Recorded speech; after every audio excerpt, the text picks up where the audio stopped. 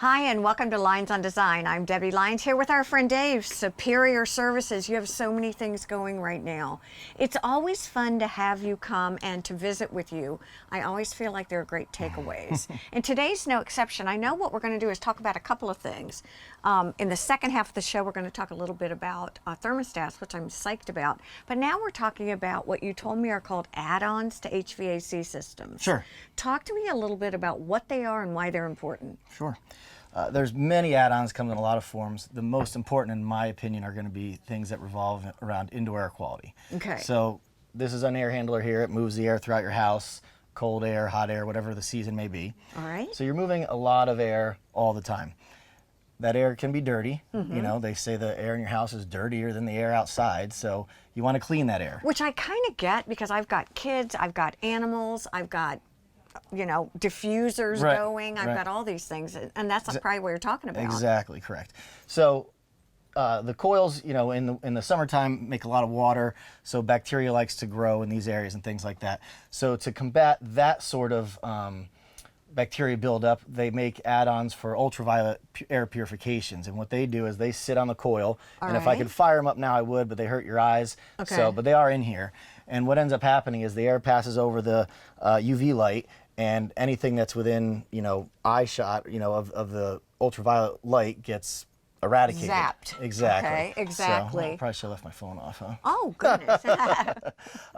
But yeah, well, so hang on, let's start right there. So the UV light actually eradicates any kind of bacteria or creeping crud growing on there. Correct. So that keeps the coil clean. Now, I don't really recommend it for a whole house cleaning your air scenario because you have to, the way the ultraviolet works is how close it is to the bulb and how many times it passes by the bulb. Okay. So when you're moving a lot of air over a lot of distance, you know, the kill rate takes some time to get all that air through there and passing the UV light. So we like it for the coils because it's sitting there and it's lighting up the coil where that bacteria likes to grow. Got it. So we're keeping it from growing on the coil. Then we move into cleaning the air. All right. You know, and so that's where you have other add-ons like filtration systems, and then we have what we call a new technology, fairly new. It's called cold plasma. What is that? It's fancy word for a device which I think I have behind me here. Oh, look at this. Yeah. So we end up putting this in the ductwork, and it's meant where you can mount it outside if it's an outdoor application or inside, and what it has is it's got two carbon fiber needle points down here, and it's called bipolar ionization, and that's just a fancy word for Interesting.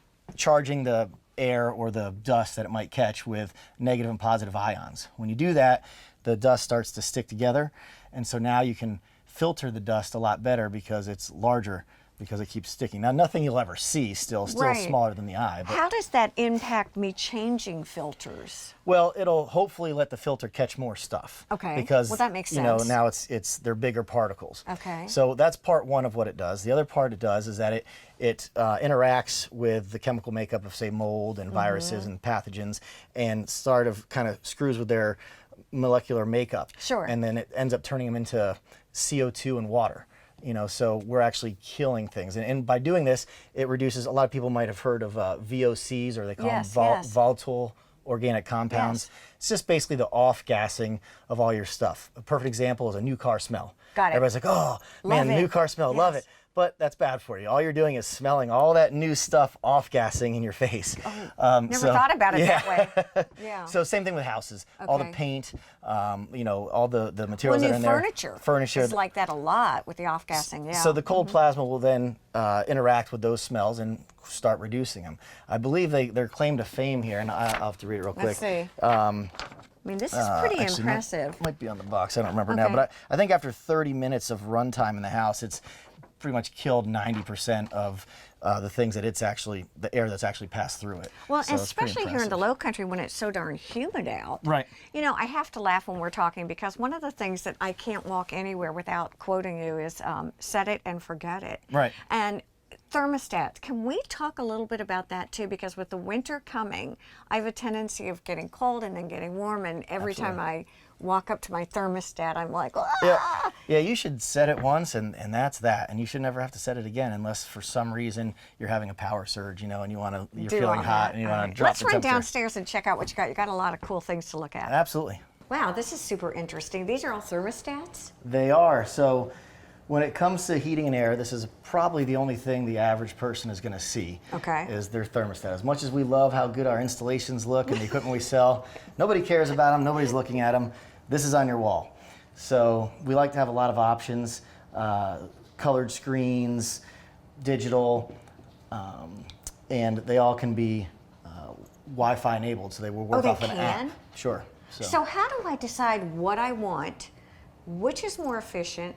I mean, literally, we were just talking upstairs about, I live with my 91-year-old father, and I'm 66, and I've got a 30-year-old daughter. I mean, I know that sounds silly, but are there different thermostats that are more user-friendly and easier to manage? Sure. I like, the top two are my favorite two thermostats. This one right here is a little bit more plain Jane as far as how it looks, but this is our favorite thermostat. It's doesn't give us any trouble, very easy to use, big screen. Practical. I like big screen, gotta say. Okay. The one next to it, I like just as much. It's a little bit nicer because it's got a colored back screen and it shows a little bit more detail. So it just depends on what you like. You know, if you want something that is prettier and's got color, then this is your guy. If you want something that's robust and you know, probably a little less expensive, this guy. These down here are the things that you'll find on the shelves at Home Depot and things like that. And they work. They're not going to get the same warranty that you get when you buy from a contractor.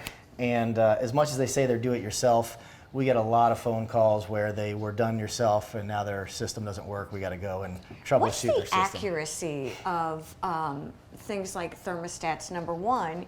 And from a practicality point of view, where do you like to see us set them according to the seasons? Sure.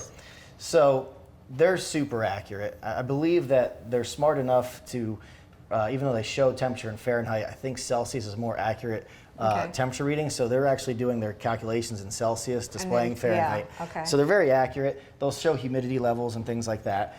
What's really nice too is most of them. I didn't realize that. I didn't mean to interrupt you, but humidity levels. Yeah, so they'll show you the humidity in the house. And then some of them will actually show you the weather forecast for the day, which is kind of cool. You get up and you know how cold it is when you get up. But as far as setting them, it's your preference, you know, whatever you're comfortable at.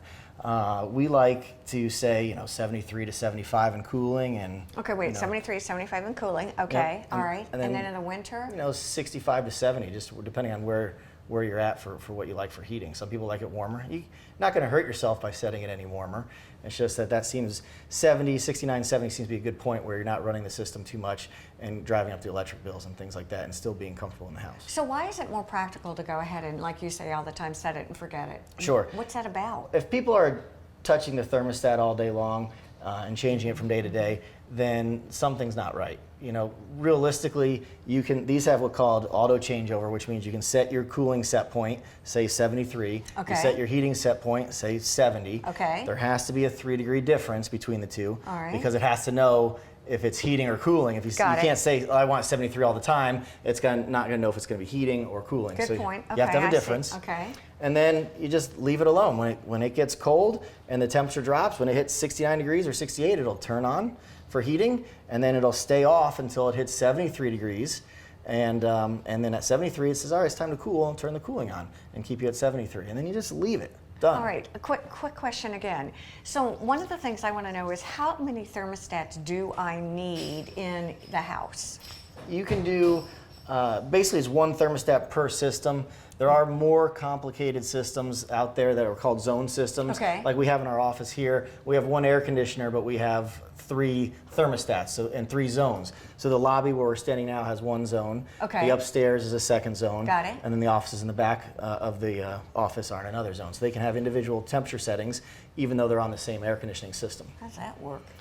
Basically, it's called a zone system. So we control dampers that shut the air that go to certain areas. So if this area has already met its temperature and another area hasn't, it'll turn the air conditioning on or the heating, shut the air off to this area, and just concentrate on the area that needs it. So for older houses and houses that are being built now, do you basically come out and decide how many systems, HVAC systems I need? Sure.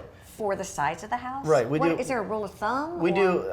There is rules of thumb, but they're very outdated. So Okay. we have an actual program, and it's the only way to really do it. And you plug it in. It's called a load calculation, and it takes into account, how many windows and doors and orientation of the house, and then it tells us where we need to, what size, and then we talk to the customer about what they may like after that. It's always fun to talk to you, and I think the thing I've learned more than anything is the knowledge. With knowledge comes power, for sure. And you guys are so user-friendly. I think that it's a brilliant move that you all are doing an entire services kind of thing. Sure. Got a lot of things going on in Superior. You're More to come. Yeah, Lot more to well, you're come. super user-friendly, so thank you. Absolutely. We Thanks want for to having thank me. all of you for joining us here on Lynes on Design. Have a wonderful day.